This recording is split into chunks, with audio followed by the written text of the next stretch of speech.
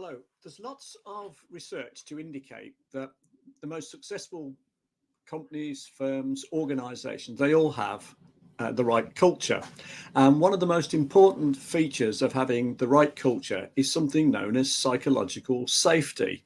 And this is based on extensive research. So Amy Edmondson is one name. And if you have heard or seen a book called High Performance by Humphrey and Hughes, they quote that in there. And so what's meant by psychological safety? So what you want is all the team members to feel they can contribute, in safety and make an input. And there's 5 key features that needs to include. So the first thing is everyone needs to feel that they can make a mistake without being humiliated, made fun of, criticized, without it being held against them.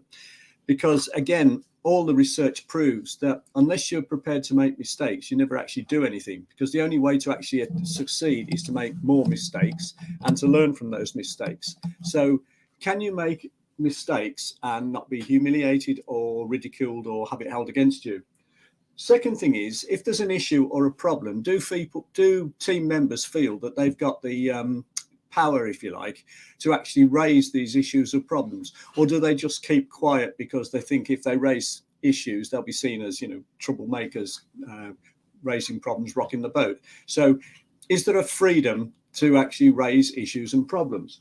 The third one is, can they take a risk? So can we try something different, try something in a new way, without fear of being punished or ridiculed or criticized if it doesn't work out? It's very similar to the first point about making a mistake. Fourth one is, do all the team members feel that if they need help, they can actually ask one of their colleagues? Or do they feel that if they sort of try to ask for help, it'll indicate that they don't really know what they're doing and they're not up to the job, and therefore they don't ask for help and they just carry on their own? So then what happens is they don't try anything adventurous or new, because they're scared of making mistakes, and the whole thing stultifies. So do they feel they can ask for help from their colleagues? And the fifth one is, do they feel valued by their colleagues? But that includes things like, so do they actually feel that their skills and attributes are properly used by the team?